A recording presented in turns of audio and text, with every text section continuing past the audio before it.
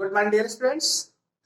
आज की क्लास के तहत आप लोगों को जो एक टॉपिक हम लेके चल रहे हैं कि आप लोग एग्जामिनेशन में कहाँ पर मतलब मिस्टेक करते हैं, कहाँ पर गलती करते हैं और उसको आप किस तरीके से मतलब सही करके रखते हैं, उसको आप लोगों को बताना है कि आप किसी भी टॉपिक को जहां पर आप मिस्टेक करते हो ऑफन, ठीक है, उसको किस तरीके से उससे आप बच सकते हैं, उसको किस तरीके से अवॉइड कर सकते हैं कि आप परीक्षा में अच्छे अंक अर्जित कर सके। ठीक, तो बेसिकली क्योंकि हम लोग सीखना है जो वो कि मिस्टेक कहां पर हम करते हैं एग्जामिनेशन में, क्योंकि आप लोगों को देखिए कंपोजिशन के भी 2 पोर्शन हमने भेजे हैं। उन कंपोजिशन पोर्शन में उसमें जो बेसिकली आपको बताया गया उसमें लेटर राइटिंग और एस्से राइटिंग के हमने टॉपिक दिए हैं और बोला है कि आप लोग उसको धीरे धीरे क्या करिए, तैयार करिए अच्छे से कि किस तरीके से आपके एग्जाम में क्या किया जाता है, पूछा जाता है।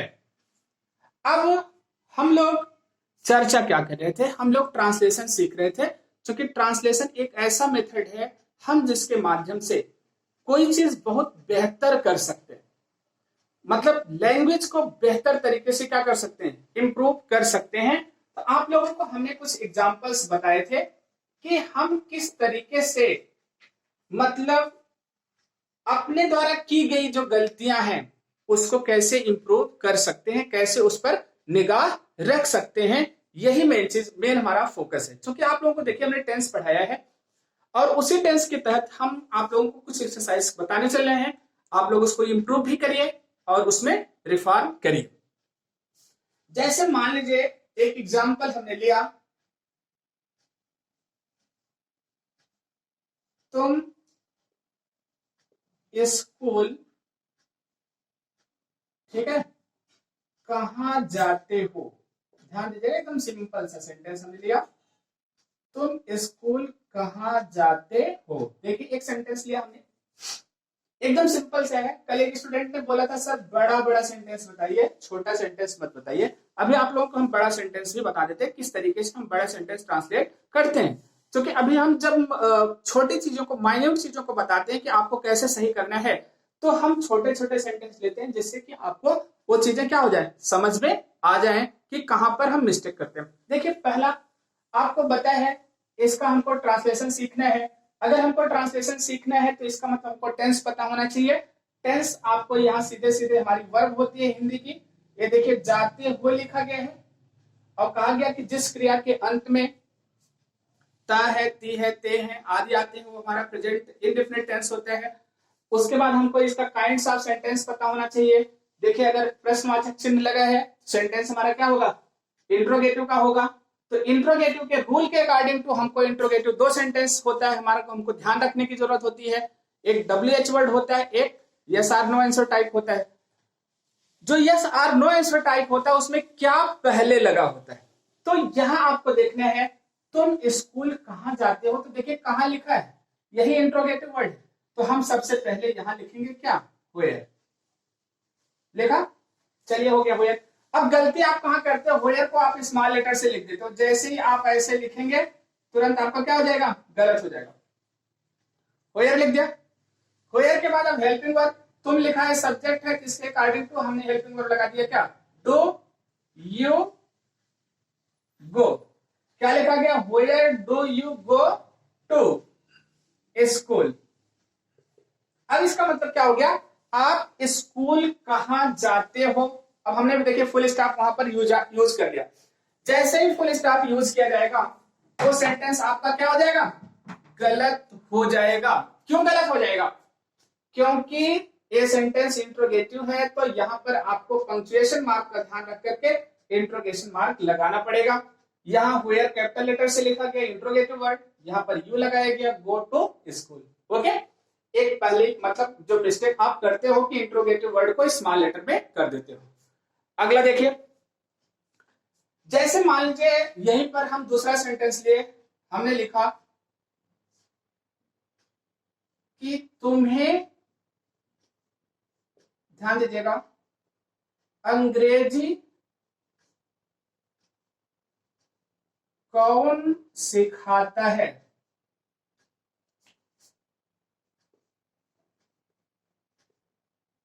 तुम्हें अंग्रेजी कौन सिखाता है?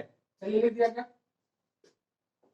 एक सेंटेंस हमने लिखा, तुम्हें अंग्रेजी कौन सिखाता है, सिंपल है। अब फिर हमने प्रेजेंट टेंस ले लिया, हमने लिखा सिखाता है। अब देखिए, अब की बार फिर इंट्रोगेटिव वर्ड आया, और वही इंट्रोगेटिव वर्ड हमारा आया क्या? कौन। कौन लिखा गया। कौन क्या होता है? पर्सन। कौन का मतलब क्या होता है? पर्सन, व्यक्ति के लिए यूज किया जाता है। और कौन की अंग्रेजी हु होती है, इसको आपको ध्यान में रखना है। तो यहां हम लिखते हैं क्या? हु। क्या लिखे? हु। हु के तुरंत बाद ध्यान दीजिए, हम क्या लगाते हैं? हेल्पिंग वर्ब लगा देना चाहिए हमको, लेकिन हु हमारा एक ऐसा वर्ड है जो एक साथ कर्ता का भी काम करता है और प्रश्नवाचक शब्द का भी काम करता है। इसलिए यहां पर हम हेल्पिंग वर्ब नहीं लगाएंगे, क्योंकि प्रेजेंट इंडेफिनिट टेंस है और ये सब्जेक्ट का काम कर रहा है। इसलिए हम यहां पर क्या लगा देंगे? सीधे वर्ब लगाएंगे। सिखाना और पढ़ाना दोनों एक ही चीज होते हैं, ध्यान रखिएगा। यहां पर अगर हम लर्न लिखते हैं तो लर्न मतलब सीखना होता है, इसलिए यहां हम लर्न ना प्रयोग करके हम टीच शब्द प्रयोग करेंगे। यहां पर लिखा जाएगा हु टीच। अब हु सिंगुलर के रूप में होता है, हमने लिख दिया टीचर्स। हु टीचर्स क्या? इंग्लिश। इसके बाद क्या हो गया? To you. लास्ट में इंट्रोगेशन मार्क। क्या लिखा गया? Who teachers English to you. जब इनडायरेक्ट ऑब्जेक्ट को हम बाद में लगाते हैं, वो हमेशा क्या लेता है? प्रीपोजिशन लेता है। वो प्रीपोजिशन टू हो सकता है, फार हो सकता है। इसको हमको ध्यान में रखना है। जैसे खास करके क्लास 9 10 के विद्यार्थी ध्यान दें कि इनकी पोजीशन हमेशा चेंज होती रहती है, ध्यान रखिएगा। अगर हम लगाते हैं हु टीचेज यू इंग्लिश, तब भी सही था। अगर ऐसा लिखिए who teaches English to you, तब भी सही है। और एक गलती कहां पर करते हो? ये इंग्लिश जो सब्जेक्ट लिखा गया, देखिए यहां पर, अगर आप किसी भाषा को एज ए सब्जेक्ट के रूप में लिखेंगे, ध्यान दीजिएगा, तो स्मॉल लेटर में रहेगा। किसी भाषा के रूप में लिखेंगे तो स्मॉल लेटर में रहेगा। लेकिन अगर किसी कंट्री के रूप में लिखेंगे, प्रॉपर नाउन बना के लिखेंगे, तो वो तुरंत आपका क्या हो जाएगा? कैपिटल लेटर में हो जाएगा। इसको आपको ध्यान में रखना है। लिखा गया who teachers English to you, आपका ट्रांसलेशन क्या हो गया? सही हो गया।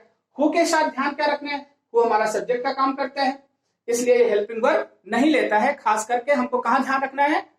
प्रेजेंट इंडेफिनिट और पास्ट इंडेफिनिट में। इसको आपको पता होना चाहिए। अब जैसे तुम्हें के लिए आप कंफ्यूज हो जाते हैं, तुम्हें का मतलब क्या होता है? आपका मतलब क्या होता है?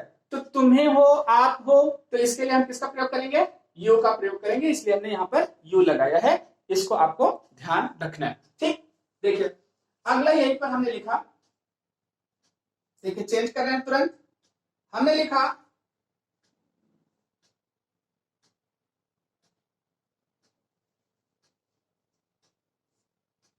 कल तुम्हें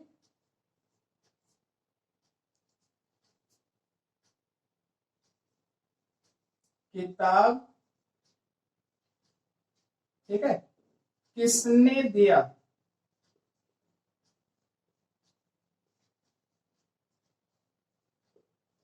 कल तुम्हें किताब किसने दिया? अब देखिए दिया लिख दिया यहां पर, दिया। अब क्या लगाया गया? बड़ा लिख रहा है ना, अ ई ए, जहां पर आता है वो पास्ट इनडेफिनिट होता है, यद्यपि उसके साथ है ना लगा हो, था ना लगा हो। था लग जाएगा तो पास्ट परफेक्ट हो जाएगा, और अगर है लग जाएगा तो प्रेजेंट परफेक्ट टेंस हो जाएगा। इसलिए देखिए ए लगा गया, ये पास्ट का इनडेफिनिट हुआ। क्या हुआ? Past indefinite tense. अब पास्ट इंडेफिनिट हो गया तो इसका मतलब हमको उसी के अकॉर्डिंग टू इसमें चेंजिंग लाना पड़ेगा, हमको परिवर्तन लाना पड़ेगा। अब क्या हो गया? अब यहाँ किसने आ गया। अभी तक यहाँ कौन लिखा था, अब की बार हमने किसने लिख दिया। किसने के लिए भी हम हु ही लगाएंगे। तो अब यहाँ पर क्या हो गया? हु। अब क्या हो गया? दिया। दिया का मतलब गिव, और ये पास्ट टेंस था ही, इसलिए हमने यहाँ वर्ब की सेकंड फॉर्म लगा दिया। क्या लिखा? हु गेव, क्या? तुम्हें। तुम्हें यहां बताए थे यू, अब की बार लिख दिया यू। हु गेव यू, क्या हो गया? A book. आपको इंटरोगेशन मार्क लास्ट में प्रश्नवाचक चिन्ह लगाएंगे, WH कैपिटल लेटर से लिखेंगे, तो क्या हो गया, who gave you a book. अब यहाँ ध्यान क्या रखना है, जो बेसिकली आपको हम बता रहे हैं, बार बार बता रहे हैं कि ध्यान आपको यही रखना है कि अगर इंट्रोगेटिव वर्ड पहले लगाते हैं तो वो भी कैपिटल लेटर से लिखा जाता है। अगर प्रोनाउन बीच में सब्जेक्ट आ गया तो सब्जेक्ट को हम स्मॉल लेटर में कर देंगे, बशर्ते कि वो नाम ना हो। प्रश्नवाचक शब्द है तो लास्ट में हम इंट्रोगेशन मार्क जरूर लगाएंगे। अगर प्रेजेंट और पास्ट इंडेफिनिट है तो अगर हु आपका सब्जेक्ट का काम कर रहा है तो वो हेल्पिंग वर्ब नहीं लेगा। इसको भी आपको क्या करना है, ध्यान में रखना है, अच्छी तरीके से अपने माइंड में बना लीजिए। ओके, अब देखिए अगला सेंटेंस हम लिखते हैं। ये 3 सेंटेंस आप लोगों को बताया गया, इसको आप लोग नोट कर लीजिएगा। अब नेक्स्ट सेंटेंस आप लोगों को जो हम बता रहे हैं उस पर ध्यान दीजिए, कहां पर आप लोग गलती करते हो। देखिए जैसे लिखा, मान लीजिए हमने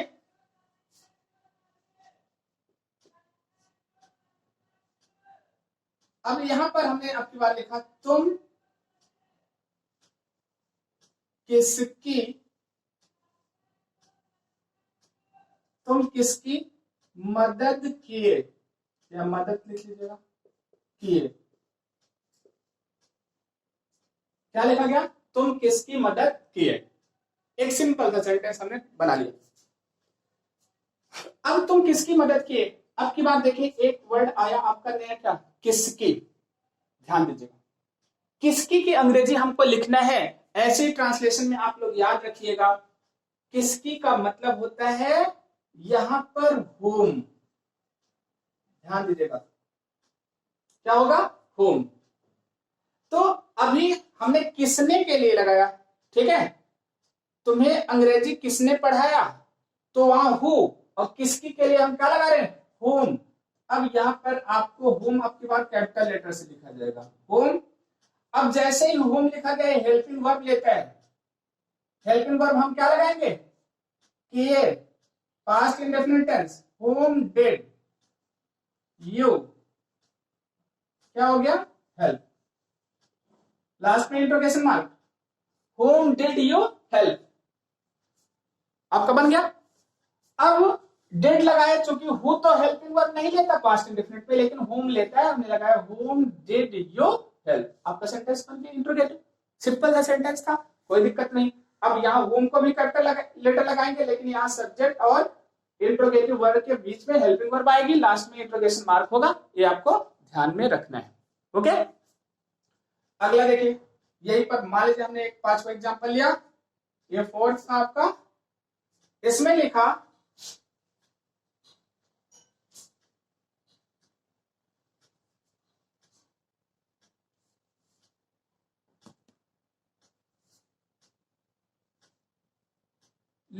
वह कितनी किताबें खरीदते हैं, किताबें खरीदने का मतलब कि हम लिख देते हैं पढ़ते हैं, वे कितनी किताबें पढ़ते हैं। लास्ट में हमने इंट्रोगेशन मार्क लगाया, वे कितनी किताबें पढ़ते हैं। देखिए एकदम सिंपल सा सेंटेंस है, लास्ट में इंट्रोगेशन मार्क लगा हुआ है, तो इसमें हमको क्या है, अब एक शब्द आ गया, क्या, कितनी। अभी तक आया होम, किसकी, और यहां पर हमने लिखा क्या, कितनी। अब कितनी के जो शब्द है यहां पर लगाया जाएगा हाउ मेनी। ध्यान दीजिएगा, क्या हो गया, हाउ मेनी। जब हाउ मेनी इंट्रोगेटिव वर्ड बन गया, लेकिन आपकी बात इंट्रोगेटिव वर्ड आपका कुछ ऐसे बना, हाउ मेनी बुक्स, ये इंट्रोगेटिव वर्ड हो गया, कितनी किताबों की अंग्रेजी लिख दिया हमने, क्या, हाउ मेनी बुक्स। ओके, अब यहां पर हम लगाते हैं पढ़ते हैं, प्रेजेंट इंडेफिनिट है, वे लिखा गया, दे होगा, इसलिए हेल्पिंग वर्ब यहां पर क्या लगाएंगे, डू दे, स्मॉल लेटर से, how many books do they read. Last में interrogation mark, how many books do they read. यहां पर हमने क्या लगा लिया, इंट्रोगेशन मार्क लगा लिया, आपका एक सेंटेंस क्या हो गया, करेक्ट हो गया। समझ में आया। ऐसे ही मान लीजिए एक सेंटेंस हम नंबर 6 लेते हैं, उसको समझ लीजिए। यहां पर हमने लिया 6 नंबर पर,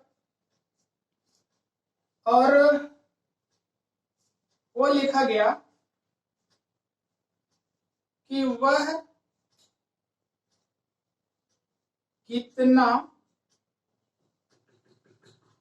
दूध पीता है, वह कितना दूध पीता है। एक सिंपल सा सेंटेंस में लिख दिया। अब की बार कितना आ गया, यहां पर कितनी लिखा गया था, यहां कितना आ गया। अब की बार हम देखिए हाउ मेनी के स्थान पर हम किसका प्रयोग करेंगे, हाउ मच मिल्क। ध्यान दीजिए, एकदम सिंपल सिंपल से सेंटेंस बता रहे हैं। अब इससे अच्छा और तरीका नहीं है। आप मेहनत करिए, इन सेंटेंसों को बार बार रिवाइज करिए। जितनी बार रिवाइज करेंगे उतना आपको इसका एडवांटेज मिलेगा, लाभ मिलेगा, और आपका ट्रांसलेशन मजबूत होगा, आप कंपोजिशन मजबूत करेंगे, आप मतलब क्या लेटर ऐसे आप अपना मजबूत करेंगे। तो यहाँ क्या हो गया, हाउ मच मिल्क, वह लिखा है पीता है, यहां पर डज लगा दीजिए, he, how much milk does he. अब ड्रिंक लगा सकते हैं या टेक लगा सकते हैं। टेक अगर आपने लगा दिया तब भी सही हो जाएगा, अगर आपने ड्रिंक लिख दिया तब भी सही हो जाएगा। लास्ट में क्या लगा देंगे, इंट्रोगेशन मार्क। क्या हो गया, how much milk does he take और ड्रिंक। कभी कभी यहाँ टेक्स कर देते हैं तो आप लोग गलत हो जाता है, क्योंकि ही के साथ डज लगाए तो वर्ब की फर्स्ट फॉर्म में लगेगा। और हाउ मच कहां पर लगेगा, जहां पर मात्रा क्वांटिटी शो होगी। हाउ मेनी कहां लगेगा, जहां पर नंबर शो होगा। ओके, ये 5 ट्रांसलेशन आपके रिलेटेड थे किससे, बेसिकली जहां आप एग्जामिनेशन में क्या करते हो, गलती करते हो। ठीक, तो सब लोग मेहनत करो, जो भी चीज बताई जा रही है उसको अपनी कॉपी में नोट करके रखिए। Okay, thank you for this class.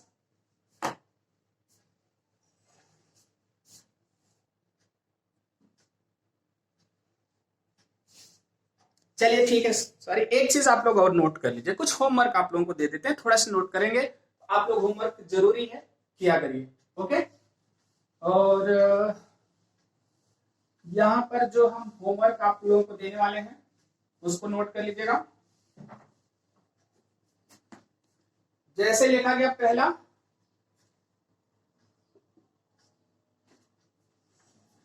वह